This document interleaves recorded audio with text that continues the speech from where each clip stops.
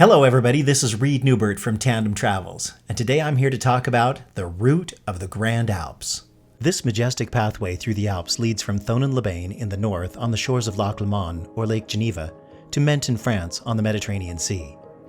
Depending on the roads you select, and there are options, the route covers over 15 major mountain passes and several minor ones, ascending approximately 60,000 feet or 18,000 meters, and pedaling across as many as 500 miles of Tour de France history, claiming pristine ski villages, never-ending alpine views, soul-filling mountain peaks, spectacular waterfalls and streams, creating an opportunity for a challenge you will never forget, a time of intense self-awareness and discovery.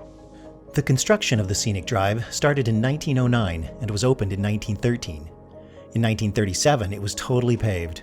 Following primarily the D902 road, it was then renamed Route des Grandes Alpes in 1950. Lisa and I rode our tandem across the route of the Grand Alps in August of 2021. We don't recommend August as the roads are at their busiest during this peak season of tourism. But we survived nonetheless and loved every minute of climbing pain and beauty and descending exhilaration and payback. I love maps. I love trip planning. To me, it's like putting together a puzzle that when finished, I can get on a plane and jump into the puzzle and live it. This 3D tour of the route of the Grand Alps is intended to provide an overview of the route. The blue track is what we actually followed on our adventure and includes some alternates to the official route. Red segments, where shown, represent the official route of the Grand Alps. When I first heard of the route of the Grand Alps, I understood it to go from Geneva to Nice, and the route signage definitely still suggests that. Since we were flying into Geneva and had no reason to call it quits in Menton, we continued on to Nice. Let's take a look at the route of the Grand Alps. Getting out of any big city, like Geneva, is always a challenge for a cyclist. There's nothing like getting out of a big city. Nothing beats the peaceful feeling of being released from city traffic and starting up a canyon road, knowing there are few to no more navigation decisions to be made, for a while at least. Just you and the road and all those possibilities now. Google Maps bicycle instructions would have you ride directly to Thonon on the D1005, which is not recommended because of traffic. We rode it late in the evening and it was fine. But tools like Strava Route Creation and Ride with GPS will guide you on different roads using their cycling heat maps. I recommend using those tools to find highly cycled routes out of Geneva and a quiet and safe way to Thonon. Thonon-les-Bains is a great place to get a good meal and a solid night's sleep before embarking on the official route start the next morning. You should start early on day one to make it as relaxed as possible. The Route des Grandes Alpes signage is wonderful, frequent, timely, and reassuring. The ride to Morzine is a climb by itself, rising 562 meters. Remember that a meter is approximately 3¼ feet, but without much pitch to be concerned about. The official route from Morzine climbs over the Col du Galibier, which is a simple climb, but busier than another option I learned about from Will at cyclingchallenge.com, the Col du Galibier, which we took. My friends at climbfinder.com have rated every climb along this route and hundreds of others for difficulty using the catacol formula. The highest rated climbs are over 800. The Col du Galibier, which we felt was a short but solid climb, has a rating of 705 and was especially steep at the beginning. After that it backs off a little. I understand there are beautiful views of Mont Blanc at the top, but we were lucky enough to get socked in by a raging thunderstorm, so I can't confirm that. Cime, at the base, is a beautiful little village, but we rode to Cluses to stay the night. Out of Cluses, you have at least two choices: all the way up the Col de la Colombiere, rated at 813 in a Category 1 climb, or you can take the route followed by the 2021 Tour de France by climbing the Col de Romme, a very steep climb at the beginning and end with a little softening in the middle. This climb descends to join the Colombiere halfway up in Les Repoussoirs and then continues to the summit of that climb. Spectacular views await you as you descend into the Grande Bournande. The next two climbs ease up a bit, rated in the mid-500s. Most climbs still have their punchy sections though, so be on the lookout. The Aravis rises 879 meters over 18 kilometers with some well-placed switchbacks to ease the profile. Both times we've been there, the summit has been hosting festivities of one sort or another. You descend the Aravis into Flumet, where we stayed at the Hotel Mont Blanc and enjoyed the included dinner and breakfast. Absolutely delicious. Next is the Col de Saisies, which treats you to some delicate switchbacks as soon as you cross the river l'Arly. There are multiple ways to get to the top. If you get lost, keep climbing. Chances are you'll end up in the right place. The top hosts a large ski station, which is busy all summer long with mountain biking. The descent off the Saisies does provide for some breathtaking views of Mont Blanc, which I can confirm because the skies were blue and the brakes were true for this long descent into the famous cheese town of Beaufort. Eat something quick if you're heading forward because the giant Cormet de Roselend, rated at 1011, awaits you. This Ors category climb is not too steep, but it is a solid masher for 20 kilometers. Or, if you're feeling up to bagging 2 cols for the price of about 1 3/4, you can cut this mountain into 2 and summit the Col du Pré while you're in the neighborhood. The Col du Pré alone is rated at 887 and is easy. That is, until you really start the climb out of Arèches Beaufort. From there, it's switchback after switchback, or virage after virage, as they say in France. And it is steep with very little respite until the summit. The views looking down as you scale the climb are magnificent. The Col du Pré descends and crosses the barrage, restraining the waters of the Lac de Roselend, and meets the Cormet de Roselend for a glorious ride around the lake to the summit. The descent off the Cormet de Roselend is one of the smoothest flying experiences I've ever had on a bike. It combines great pave, long stretches of not too steep sections, mountains and alpine meadows, simply surreal. The ride into Bourg-Saint-Maurice is long with plenty to see along the way. This is another great place to stay. Next is the mother of all climbs, if you do it all in one shot, the Col de Galibier, peaking at 2,764 meters, the highest paved pass in the Alps. The first step is to get to Val d'Isère. This alone is a climb of 1,160 meters over 32 kilometers, and you might be tempted, and I might recommend, actually staying the night here. Due to some bicycle problems, we were forced to stay the night, and we were not disappointed. The French Office of Tourism, found in every town and which we used heavily on our tour, helped us find a place to stay. As you approach Val d'Isère, take note that there are a few long tunnels that you will definitely want a headlight and a flashing taillight on before you enter.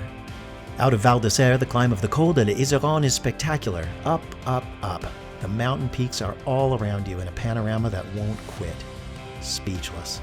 Compared with the start out of Bourg-Saint-Maurice, it's a relatively short climb when cut in half by Val d'Isère, at just 17 kilometers, and it's not all that steep either. Intimidating by reputation though, and that's enough to keep the endorphins flowing all the way to the top.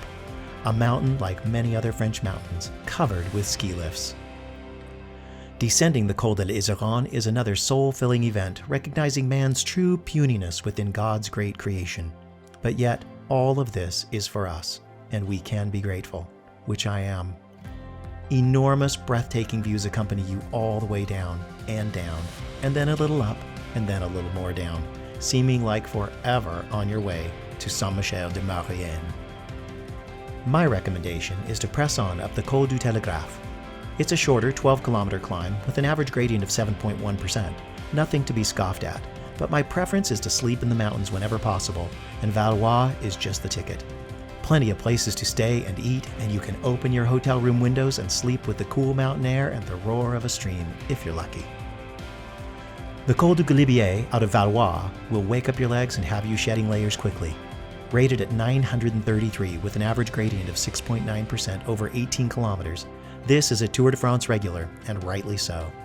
This is another biggie, topping out at a whopping 2,642 meters. You must linger at the top and take plenty of pictures and enjoy the accomplishment. You earned it. Descending the Galibier, don't forget to look up and take in the amazing glacial views. These are some of the biggest of the route. Upon reaching La Tourette, to the right is the road leading to Alpe d'Huez. That's for another day.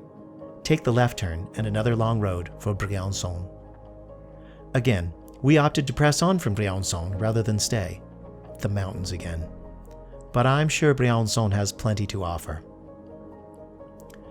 The Col des Ouards is next, and there are limited accommodations along this route. But we found the perfect place for us, and isn't it amazing how often the place you find ends up to be just the perfect place for you? In Servières, at the Hotel des Ouards, including dinner and breakfast. If you're interested in a graveyard full of bones and teeth on the surface, the rocky chapel above Servières is the place for you. Delightful. From Servières, the Col des Ouards is a decent challenge. Overall, it's rated at 866. The profile has lots of red at 8% or more, and it's another tall one at the top at 2,361 meters. Don't miss taking a peek at Napoleon's Refuge, 3 kilometers from the top. The Issoire descends into Guestre, which, if you're going on, you don't even ride through. You skirt the city, hugging the hillside, until you are thrown right up onto a hog's-back climb. You see you hanging in there? I am. Yeah. It's hot, but it's beautiful over there. Yeah, it got pretty just a little while ago. Yep. With a frequent 9% plus gradient. This is the Col de Vars. Don't despair, just keep plugging along. There is relief at the town of Vars where you can get some sustenance and refill the bidons with water. From here, you're riding through ski pistes and lifts until you reach the summit with grades that are back to a more enjoyable level of 4 to 7%. Funny though how your legs always know the difference between going up and going down. The descent from the Col de Vars has lots of twists and turns that begin with wide vistas that ultimately close into wooded forests and ends in the town of Joux. Joux is a delightful old town that speaks Italian and is proud of it. Don't try to use your parlez-vous anglais here. They also have a wonderful bike shop, Joux Sports Technician, that saved our rear disc brakes and tuned them better than ever. Boy, were we blessed to find them. Next is another arguable granddaddy of them all, the Col de la Bonette and the Cime de la Bonette, or as we affectionately call it, Divorce Mountain. It's hard to ride all these mountains on a tandem. The official route heads right out of Joux, going over the Col de la Caole and the Col de la Quiola, but we opted for the Bonette. The climb is rated at a whopping 1,281, going for 23 kilometers at an average gradient of 6.8%. It's a beast, but nothing you can't do if you just keep going, and that's the whole of it. Several times you will crest one hanging valley, plateauing to a new level and then level up again. It just keeps going until you rise above the tree line and head across the top of the mountain to the pass. But wait, the Cime de la Bonette has yet to be tamed. It's a bare, no guardrails looping ribbon of road ascending up another 87 meters and around the end of the mountain, making it the highest stretch of paved road in the Alps. 14. If it's windy, take heart and be safe. How can you not do it? This is yet another spectacular descent full of vistas as far as the eye can see. So big, so wonderful. What is all that out there? And how can I get my arms around it and take it all in? After the Bonette, you might want to settle down like we did in the next available town. For us, that was Saint-Étienne-de-Tinée, the perfect place. Everything you could ask for in a mountain ski village that's been around for hundreds of years and wants to make you happy. I recommend the cheeseburgers at Les Regalez-Vous. Delicious. With only 2 more significant climbs and 2 minor climbs left, the celebration feelings begin to percolate. But don't be hasty. Continuing the descent from the high of the Bonette down to the left turn onto the Col Saint-Martin, we reach a low of 496 meters above sea level, only to climb 1,000 meters at an average 6.2% gradient, up and over the Col Saint-Martin. If you have a moment as you pass through Val de Blois, take a series of right turns at the church to loop back down and through the old town on your bicycle. Truly a trip back in time. St. Martin is topped by yet another ski resort, and the descent is beautiful and forested with plenty of switchbacks to keep your attention. But the real item of interest is the devastation riding into St. Martin-Vesubie, where we stayed. For a few kilometers leading into the town, you can see the absolute and utter devastation that a massive storm caused in October 2020. But much of St. Martin-Vesubie remains untouched, and it's another delightful place to stay with all the charm of the best of mountain villages. Now we have the last of the biggies, the Col de Turini. This climb is 15 kilometers at an average gradient of 7.2%. Don't miss the hanging road with its arches built up for support along the cliffside. A perfect place to position the GoPro for a ride by. This road has a set of switchbacks that will allow you to look back at the beauty of a road that snakes its way perfectly up the mountainside. We're now in a more arid country as we approach the Mediterranean Sea, but there are still plenty of pine trees and ski runs on the climb side of this mountain. Descending the Turini, there are some unforgettable features. First is the Chapelle Notre-Dame, with astonishing positioning on the hillside and a delicate footbridge crossing the road for pedestrians to make the pilgrimage. And just below the chapelle are some switchbacks that remind you that you are now in Monte Carlo rally country. This road is teeming with Formula One racing history. Get the GoPro out again. From here, it's all downhill. The biggies are behind us, but the adventure still looms large, and the sense of ultimate accomplishment has not yet been won. The descent from the Turini ends in Sospel. Sospel looked like a great town, and the cathedral is enormous and beautiful on the inside. But they literally had no hotel rooms available the night we were there, so we pressed on over the minor Col de Castillon, past olive trees and beautiful arid scenery. This is a short, easy climb, unless your wife falls asleep on the back of the Tandem. Then you know it's time for more calories. Upon reaching the top, you're done with all the climbing of the official route. Descend into Menton and dip your toes in the sea. That's what we did. To finish it all off, there's the Col d'Ise, over the top and behind Monaco, staying in France. Finding the route for this can be tricky. Again, I recommend using a good route planning tool with heat maps to uncover the right way. Google Maps struggled on this one. It's the city. Be careful. Once you reach Nice, you've done it. Celebrate your own way. You've earned it. You just rode the Route de Grand Alpes. Hey everybody, I hope you enjoyed the video. If you did, please don't forget to like it and subscribe to my channel. Thanks for watching, and I hope to see you out on the road on your next adventure. Every turn a living color, heaven knows that we'll discover a story in the making. The world is ours for the taking.